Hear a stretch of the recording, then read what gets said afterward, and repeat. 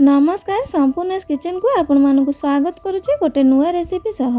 आजिकल पिला माने केक खाइबा को केते जे पागल आपण माने तो भल से जानी थिबे, किंतु सब बेले बाहर केक किनिकी दबाटा देह पाई सेतटा भल नुह। सेथि लागि मु आज गोटे हेल्दी केक रो रेसिपी नै आसीची। नो सुगर नो मैदा चॉकलेट केक। एटा बेकरी भली पूरा सॉफ्ट और स्पंजी रहिबो। एई केक को मु चीनी आ मैदा रे न बनै कि गुड़ आ अट्टा रे बनैची। आको पिला माने को दबा सहित आपण माने मध्ये सकाळे आ संध्या चाहा सहित मध्ये खाइ परिबे। प्रथमे मु केक टिन रे भल से तेल लगे दोची। आ तेल लगेला परे मैदा डस्ट करा जाय, जहा द्वारा कि केक टी हमर भल से बाहरी जाय। किंतु मु आज खाली तेल लगाउची कि ना किछि जण भाबंती खाली तेल लगेले केक टिन रो केक टी हमर भल से बाहरी न थाए। तो आज देखि नियंतु बाहरुची कि ना। मु डब्बा गुड़ नैची। आपण मन पाखरे जदि गुड़र पाउडर थिबो ताकू भी नै परिबे। मु एठी हाफ कप रो टिके कम गुड़ नैची, काहेकि मोर मिठा टिके कम करिवार अछि। आपण माने जदि मिठा ठीक ठाक खाइबा को चाहउचंती ताहेले हाफ कप नेबे ठीक हे जिवो। सेथिरे 1/4 कप पानी देकी मु तो गैस रे बसैकी टिके फुटै नउची।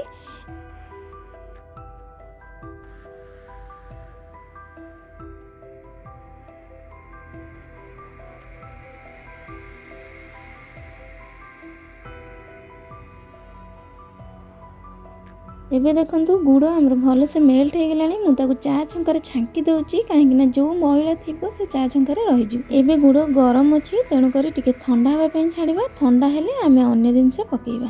गुड़ ठंडा हैला परे एबे सेथिरे हाफ कप रो दही दे दउची आ 1/4 कप रिफाइंड ऑयल, जोटा कि स्ट्रांग स्मेल किछ नाही।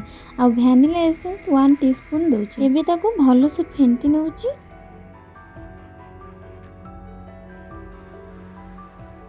एबे सेतिरे गोटे कप अट्टा आ 2 चम्मच कोको पाउडर 2 चम्मच मिल्क पाउडर दउची।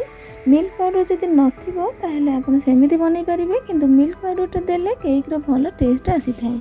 एबे ए सब को भल से चलै नउची। अट्टा केक रो बैटर मैदा केक रो बैटर थारु टिके मोटा रहे। आ बैटर मोटा रहिले सब जिनिस भल से मिक्स होबा पई टिके टाइम लागि थाए।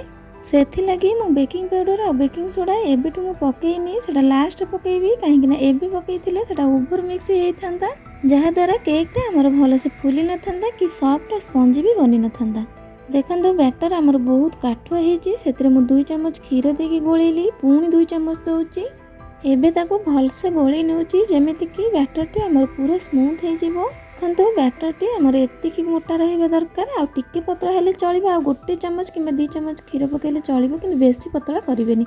मते एठी टोटल 1/4 कप पानी आ 4 चम्मच खीर लागिला। एबे सेथिरे 1 टीस्पून बेकिंग पाउडर आ हाफ टीस्पून बेकिंग सोडा दे दउची। ताको भल से चलै नउची आ गोळै नउची। लास्ट रे मु एठी 1 टीस्पून रो विनेगर दउची। केक टा टिके बेसी स्पंजी बनिबा पई। जदि आपण पाखे नाही ताहले न देले भी चलिबो।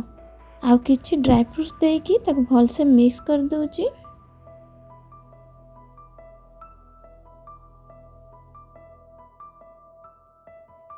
आ एबे सेथिरे अल्प टिके लूण देकी मिक्स करि दउची। आ केक रे बैटर को केक टिन रे ट्रांसफर करि दउची।